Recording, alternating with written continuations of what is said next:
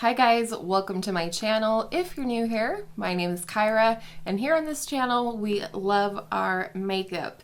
We're really into using what we have. We're not necessarily here for Instagram editorial looks. We're just here for real makeup for real life and real people like us.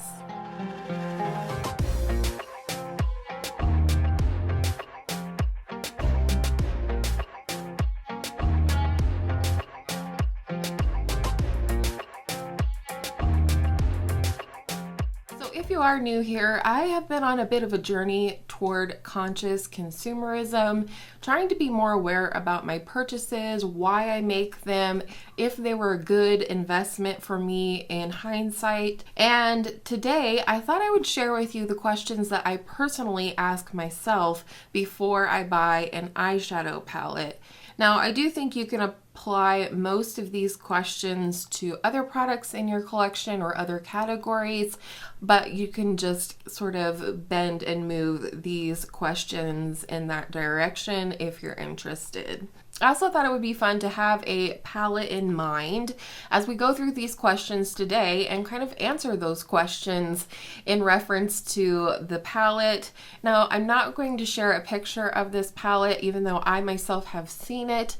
It was leaked over on Instagram and it has not been announced or launched yet, but it is a pastel palette from NATASHA DENONA. If you've been here for a little while, you probably know that I really enjoy the NATASHA DENONA formula, her color stories, and the textures and presentation of her palettes. So right off the bat, I am interested in this pastel palette. It is one of those at the $65 price point, I believe. So the first question right off the bat is this palette within my low buy, no buy, budget, etc. that you have set for yourself with makeup, if you have set yourself a budget or low buy, no buy with makeup. I personally am not only on a low buy for eyeshadow palettes this year, I'm allowing myself to purchase no more than 12 eyeshadow palettes, but I would like it to keep it maybe even less than that. But also, my budget for makeup this year is only the income that I make from YouTube and from my Patreon. My Patreon is brand new in case you haven't heard yet, and that information is linked and listed down in the description box right at the top. And it's something I want to share with you guys. It is extra content, bonus content for a small donation of your choice.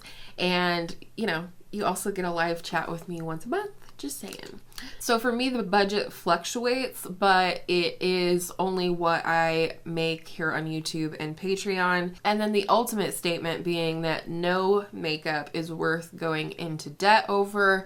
There is no makeup that you can't wait on until your low buy or no buy is complete and you've learned what you needed to learn through that process. So just keep that in mind. For me, yes, typically a $65 palette would be within the budget after a paycheck from YouTube, because you have to have a minimum of $100 in order for them to pay out to you. And at this point in the year, I've only purchased one palette. It was the Huda Beauty Naughty Nudes palette. Let me know if you want to see a video with that. But so I would be within my low buy parameters to purchase the palette. The second question is, do I already have something similar in my collection? And for this, I recommend actually sitting down wherever you store your eyeshadow palettes and look through them, and not just go off of your, remembering in your mind palace of makeup, meaning the makeup that you know off the bat that you have in your collection. So I've pulled out a few palettes here that I think have some pastels in them. One of my favorites, we have the Juvia's Place, the Deuce palette. Definitely have some pastel shades in here to work with. Same with the Juvia's Place, the Magic Mini. This is one of my go-to little palettes for at least the shimmers of pastel nature. I also have the ColourPop Blush Crush palette that I think of specifically with some pastels in it. There are a few here in the Huda Beauty Rose Quartz palette for sure. But the number one palette that I think of when I think pastels within my collection is the Mercury Retrograde palette from Huda Beauty. This has both mattes and shimmers in a pastel nature.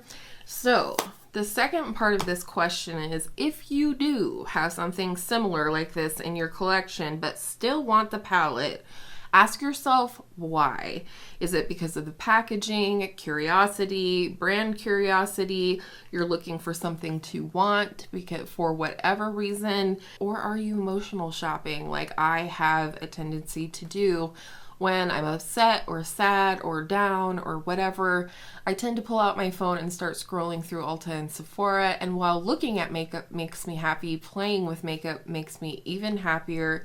So I'm kind of trying to get into that mindset when I am feeling like emotional shopping, to come to the beauty room, to start playing with my makeup and enjoy my makeup in that way without purchasing anything new. Now for this specific palette coming out from Natasha Denona, I am definitely a huge fan of her formula.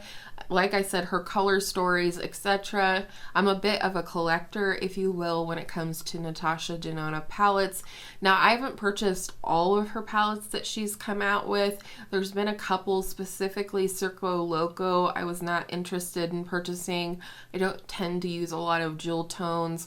I did not purchase Safari, although I do regret that in hindsight. I haven't seen the outer packaging, so it's not a packaging thing for me. It's not a curiosity thing for me because I already know that I love the brand and her products when it comes to eyeshadow. So the next question is, will this palette add value to my current collection? And this is different than being similar to things in my collection.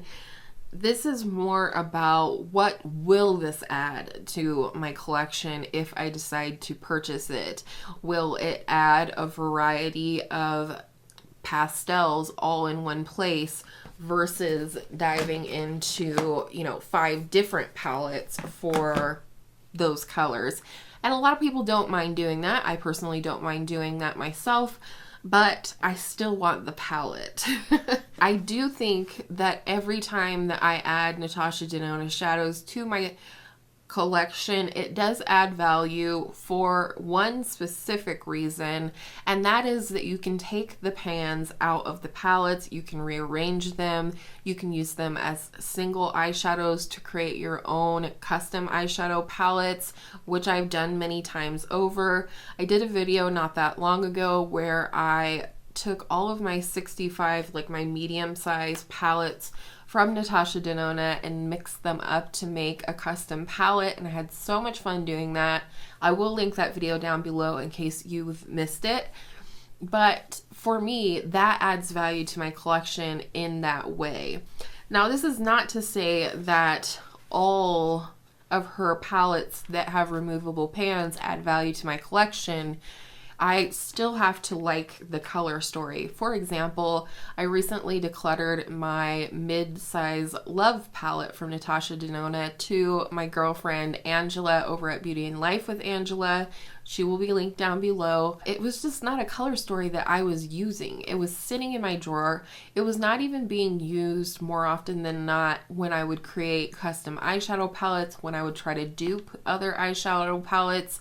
So ultimately, it wasn't a good investment for me, and I ended up passing it on because I didn't feel like it was adding value to my collection. All right, the next question is, does this palette overall add to or fill a gap that you feel like you might have in your collection? For example, if you feel like you're overall short on blue eyeshadow in your collection, will this palette add to or fill that gap within your collection? For me, yes, I feel like it might. I think I would need to do sort of more of a shade by shade duping situation in order to determine that for sure. But since it's not been released, we don't have swatches. We don't know what the individual formulas of the shades are yet. That's not an exercise that I can do today, but it is an exercise that I will do, and let me know if you'd like me to film the process before I purchase the palette. That is what conscious consumerism means to me, and that is making an informed decision, actually looking within my collection to see if the things I'm interested in are going to add to or just duplicate what I already have. The next question is, would you be willing to wait a specific period of time in order to consider your purchase for longer? I find this to be extremely helpful, and you can determine what that length of time might be, whether it be a week, whether it be a month, whether it be at your next paycheck. Whatever the deal is, I think it's important to sort of put it on a list and put a pin in it for a specific period of time. Usually for me, it's until my next YouTube paycheck shows up, and I put things in my cart, I think about it, I consider it, I take things out, I put other things in, and for me, that shows that I am really thinking about the product and what it may or may not bring into my collection, to my life. And this also gives you time as well to double check that first question, and that is, you know, whether the palette is within your budget, within your low buy or no buy parameters. I have specific categories that I'm on a low buy for versus a no buy for, or replacements only. So waiting a little bit of time will help you to reevaluate and think, well, no, Kyra, you're on a no buy for pastel palettes, so you're out of luck. And then lastly, and only you can answer this question, but do you, at the end of the day, overall, feel like this would be a good investment in your makeup collection? With all of these questions in mind, and like I said, only you can make that determination after having done these exercises. For example, I will take these palettes with all of my pastel shades in there. I will check my single eyeshadows. I will see if I can dupe this palette. I will see if I will have to dive into 5 different palettes to get similar looks that I would with this new NATASHA DENONA palette, and then make that decision. That's just one question that only you can answer for yourself. And, you know, that's pretty much it. I try to, you know, adhere to these questions and ask myself these questions when I'm investing in an eyeshadow palette. For me, it's about having more than I can use. It's about having things that I love. It's about having fewer, nicer things.